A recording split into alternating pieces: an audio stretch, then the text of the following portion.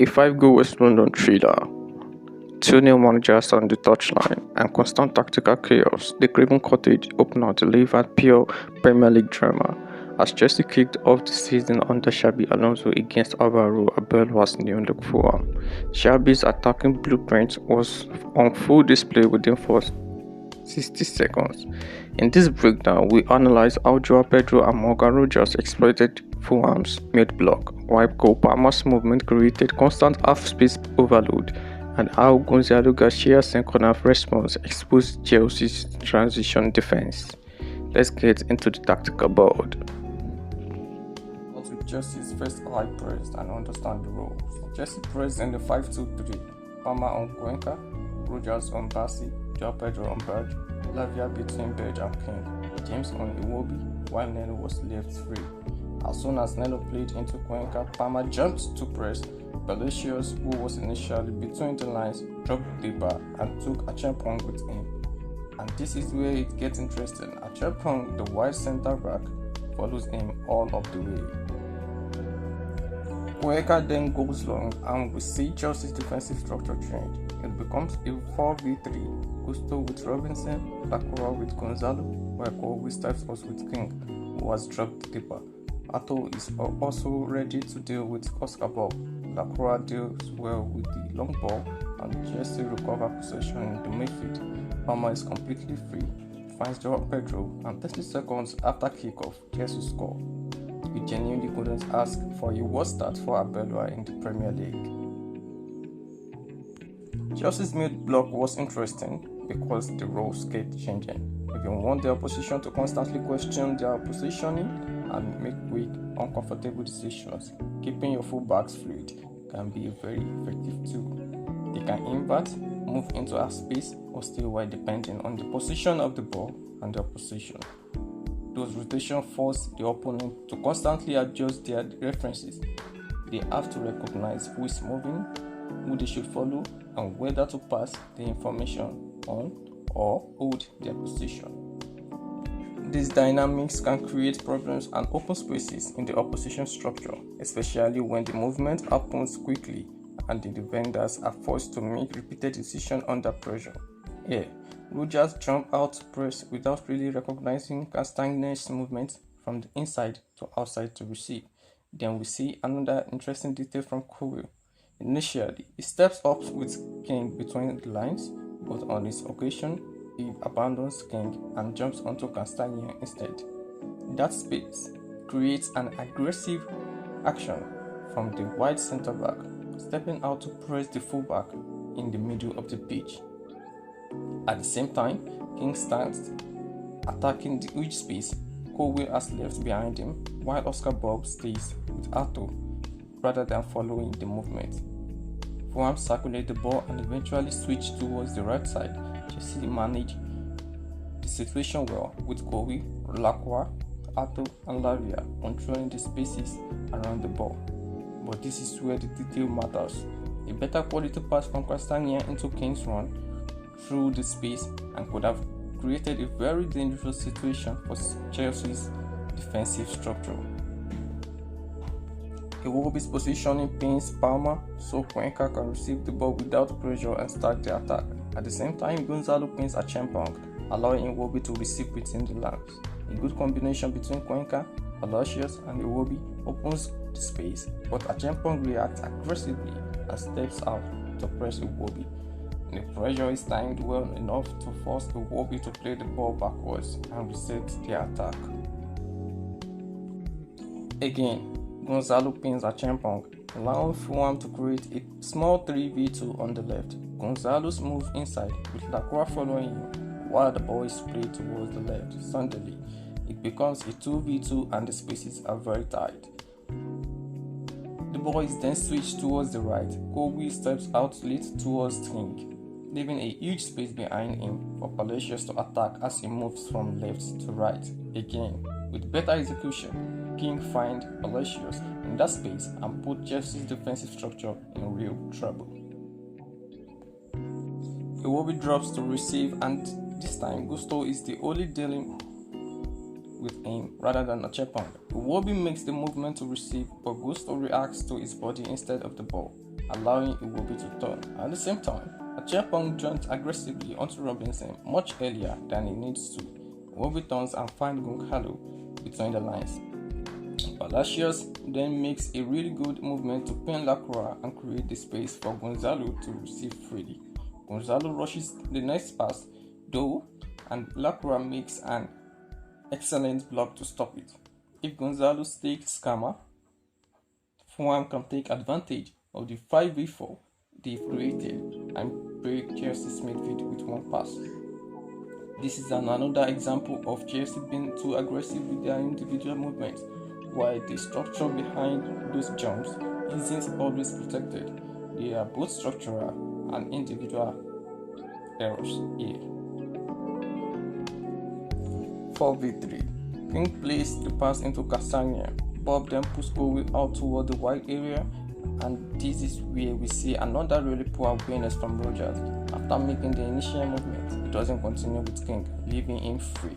Lavia also shows poor awareness. Once Owe is pulled out, he should recognize the space behind him and cover it, but he doesn't react quickly enough.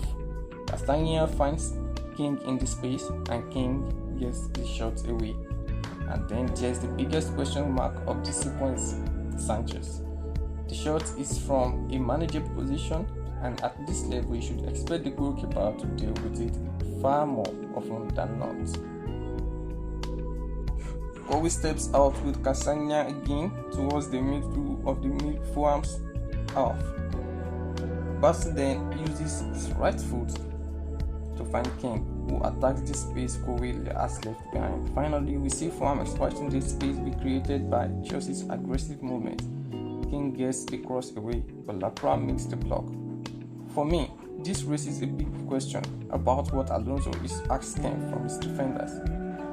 Is the idea really to leave the space each distance between the centre backs and then rely on aggressive jumps to press the air and the ball? I think this could have been much simpler. Lavia's cover wasn't really necessary here because he was already free, while Fulham wasn't looking to attack Chelsea through the centre. Their intention was mainly to pull Chelsea's player around and create these spaces and then attack them. The issue isn't necessarily aggression itself, it's whether the aggression is creating an advantage or simply opening spaces that Fulham can exploit.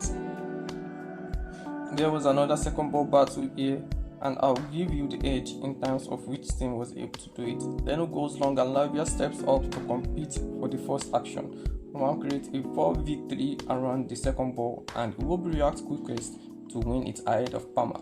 Good combination play, then releases Robinson on the left, who delivers an excellent cross. Sanchez deals with it well, but again the sequence shows how important the second ball structure was in this game. Another long ball from Neno, this time towards Gonzalo. After the initial duel, Fulham's players were already positioned to attack the second ball. They were ready to react first and keep Chelsea pinned deep in their own half. That's an important detail in this situation. Fulham wasn't just competing for the first ball, they were already organized for what happens next, which allowed them to sustain the attack and keep Chelsea defending in deeper areas. So if Chelsea win the second ball and then control possession, what could happen? They can control the game and play to their strengths. Sanchez goes long under aggressive pressure from Fulham players. Rogers' touch sends Joao Pedro into a huge space through the middle, almost 1v1.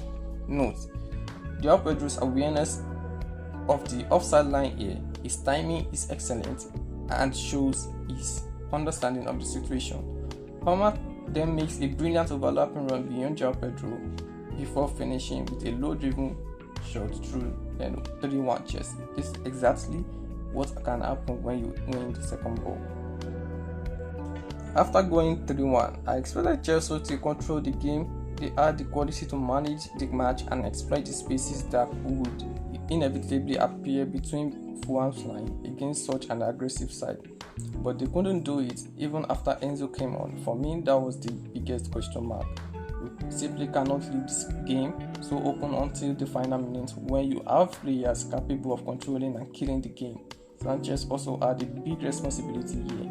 He kept looking for the long ball in difficult situations. We repeatedly gave Fulham opportunities to control for second half and sustain pressure. The same issue were already visible in the first half. Another thing I don't like from Chelsea was their rest defense, which could have become a major problem because Fulham had opportunities to attack the spaces and potentially create goals from them.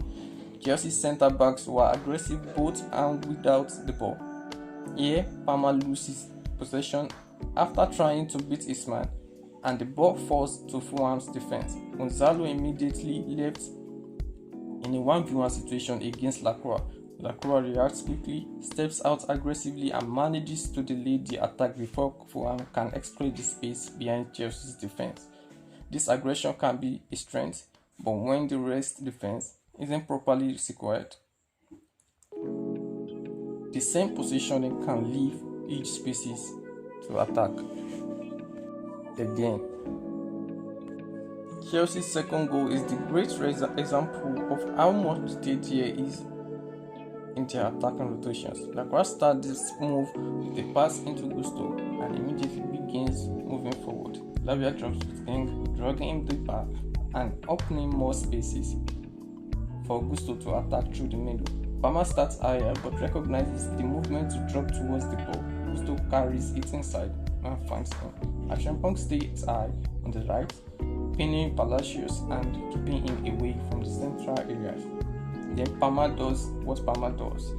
He receives with his body open towards the left and completely eliminates Berge from the play with his first touch. Gonzalo doesn't follow Lacroix, keeping him free to continue his movement while Achampong is still keeping Palacios occupied out wide. Pedro then drops and takes Bassi with him, creating even more space for Lacroix to attack. And I really liked Rogers' awareness here. He doesn't rush into the box. He waits for Lacroix to complete the action with Ato and Pedro already occupying the other defenders. Once the ball reaches him, the space is there and Rogers finishes. Excellent rotation and movement, the touch of magic from Palmer, and brilliant awareness from Pedro and Rogers. Fulham's second goal is another interesting example of the dynamic fullback movement causing problems. Castangian is positioned in the right half spaces with Kobe alongside him. Wenka has time on the ball and plays a long pass towards Castangian. Let's stop here and look at Kobe's reaction to the long ball. Kobe initially has contact with the ball, but then suddenly turns his attention towards Castangian for a moment.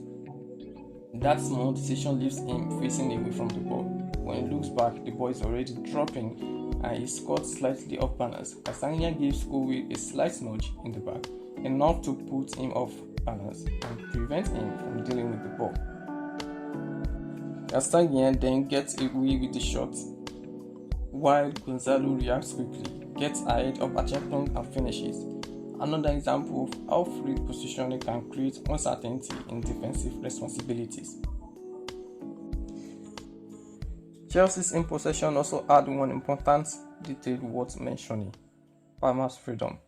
Palmer was constantly dropping to receive, and Alonso clearly gave him a lot of freedom to move and find spaces rather than keeping him fixed to one position.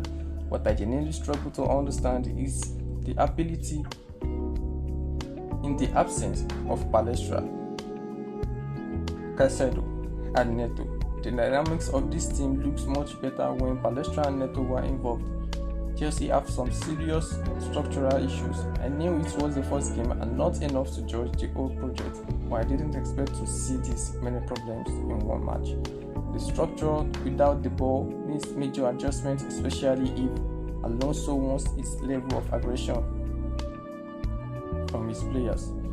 The front three will win Chelsea plenty of games through their individual quality, flair, and ability to create something from nothing, but it also has a lot of work to do when it comes to control. And I want to simply blame Caicedo's absence. Players can get injured, suspended, or miss games for different reasons. The Bigger question is, if Casemiro isn't available, what is the solution? A top team can't rely on one player to manage the entire structure function. If Chelsea can control the games without him, that's a structural problem rather than an individual one. Arbeloa with Fulham. I was convinced Fulham would put in a big performance, but I honestly didn't expect it to be at this level. They tried everything to control the game, the rotations were constant, they understood how to manipulate spaces, and they were excellent at positioning themselves to compete for the second balls. Arbeloa's ideas are very interesting and varied, but he has to understand that the level of quality he has, especially defensively, cannot always support this level of aggression. Leaving the game this open and repeatedly exposing the same structural spaces will eventually cost you. Against better teams, this mistake can easily turn into a much bigger scoreline. I'm very interested to see how he develops this team.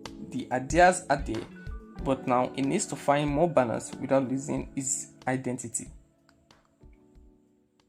If you enjoyed this video, like, subscribe and share.